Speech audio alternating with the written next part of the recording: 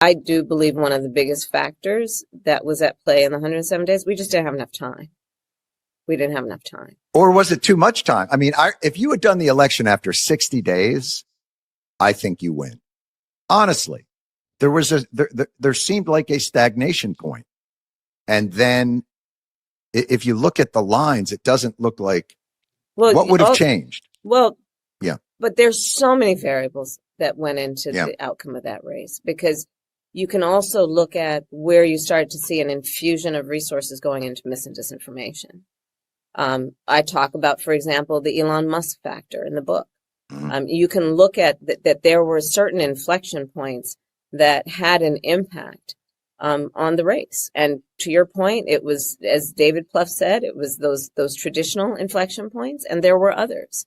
So I don't want to reduce what we need to do going forward to any one factor around what we could have done better, what I could have done better in those 107 days, what was happening before. I think there are a multitude of factors that all need to be addressed, including, again, in particular, the prevalence of mis and disinformation and our need to do better around data collection and analysis. I believe. I don't know if y'all seen that she tried to pivot to misinformation and disinformation when she said that she didn't have enough time, and Jon Stewart said maybe you had too much time. People started to see that you wasn't a good woman. You wasn't funny. You didn't have a good personality, that you was playing yourself too thin. You really didn't know how to do your job. You couldn't really explain how to make the country better in your own words. You couldn't do those type of things. You're a natural communicator because you're a lawyer, but the people still don't have any clear understanding as to how you would have governed had you become the president. So maybe you had too much time.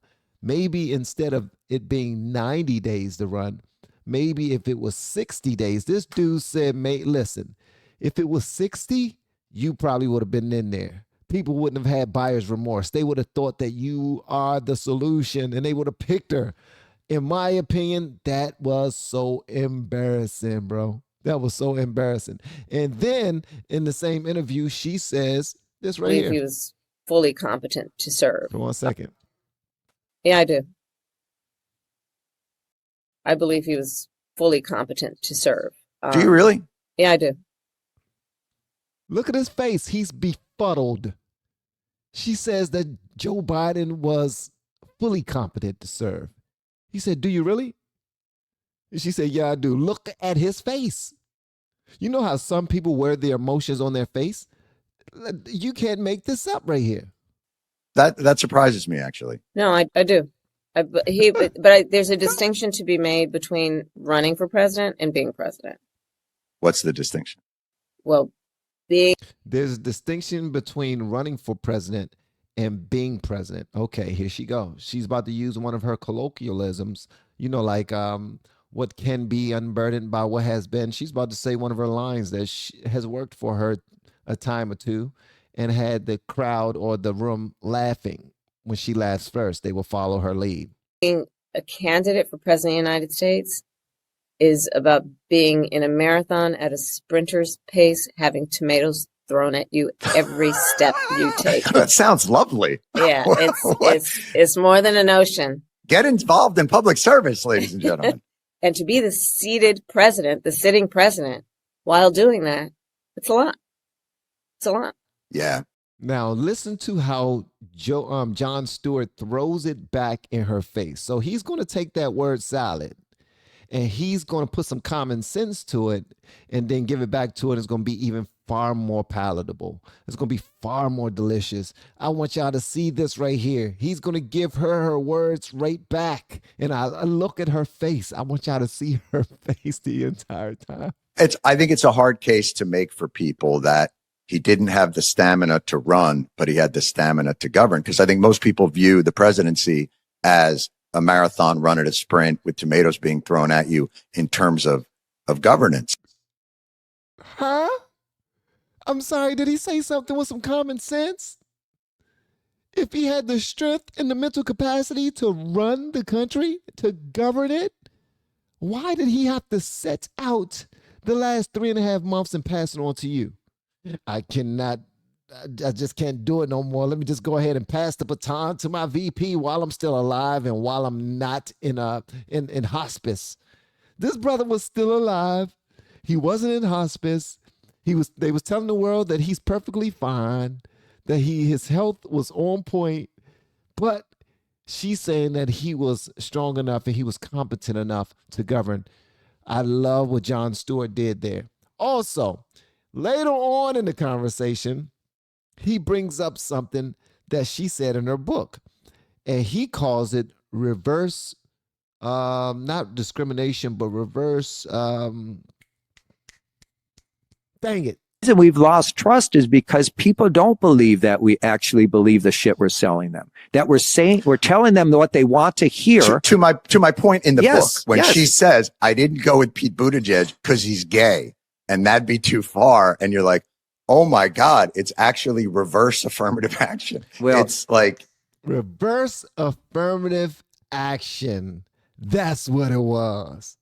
Because instead of her picking a gay man, she picked a closet gay. We're going to go ahead and edit that part out. We don't want no problems. Let me just say that. Instead of her picking a gay man in Pete Buttigieg, she picked a closet gay man in Tim Walz, allegedly.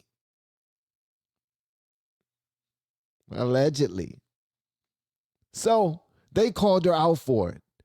And I got to remind y'all too, man, she's doing way more interviews and she's working way harder now for this damn book than she did trying to win the presidency. Think about it. She was going on sex podcasts. Who you want to come vote for you? OnlyFans? OnlyFans artists? I want to call them 304s, but nah, I got more respect than that. I was raised with some respect. Shout out to Diane, my guardian. She taught me to love people no matter what their hustle is. But she was going on sex podcasts. She was welcome onto the Joe Rogan show. She did not go. She was welcome to sit down with all the businessmen in New York the same way Trump did. She did not go. What's her 60 Minutes conversation was completely messed up. Completely. And they tried to sell it as if they didn't cut it and paste and cut and paste. Ask a question earlier on in the conversation and then bring an answer of hers from an hour and a half ago, an hour and a half later, and just put it right there so it can be perfect. You know, that's called production at its finest. But I just wanted y'all to see this, man. I thought it was so cool that Jon Stewart called her out in the ways that he did. He told her in the beginning that no, it's not that you had too much time. Maybe you didn't have enough time. It's maybe you had too much time. Because you know when you're around somebody for a certain period of time and you first see them and you're like, they're so cool. I love them. They're so amazing. And then they just become a bit too much or too little. They become the bump on the log. You thought that they had personality. Then you start to see them over and over and over again. You realize that was just an act. Yeah, that's all that was. That's all that was.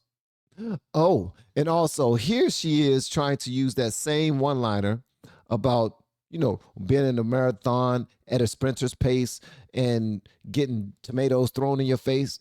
She wanted to make sure she landed that. She told it again when she was talking to what's LeBron James' best friend name that runs all of his sporting company. Dang it, Rich Paul. It's like a marathon. It's like a marathon where people are throwing tomatoes at you every step of the way. So you gotta be ready for that. Because a day will come when they won't be able to walk down the street, and we're seeing it in real time. And I miss the days. It wasn't my era, but people used to get hit with tomatoes and vegetables when they would get up to a microphone, or that was street justice way back in the day. I think we need to bring that back. Everybody wants to take your line when they think it's cool. It's weird. I don't know who used it first, but they're the best lines I've ever heard in my life. Y'all let me know another line, another one-liner that Kamala could have used that's better than the one she used. I thought the one that she decided to use in the Rich Paul conversation and the Jon Stewart conversation was chef's kiss. These people are crazy, man. We have been helping people grow online. It has been absolutely amazing. We have helped many content creators get from zero to monetization in under 30 days. We even have a couple of these superstars who did it in 1 or 2 weeks. If you want to learn how to do YouTube, I don't care your age, I don't care what skills or talents you have. Trust me, I can help you do it effortlessly. Just reach out to me with the word coach and we can get it done. One more thing. We have a YouTube course that I just now created. I'm extremely proud of, and a lot of people are getting so much from. Purchase that course and work with us. You can join our private Facebook group and our daily group calls, which is 3 to 5 days per week, and you can learn so much more than you've ever learned before. I can't wait to hear from you. Love you. Peace.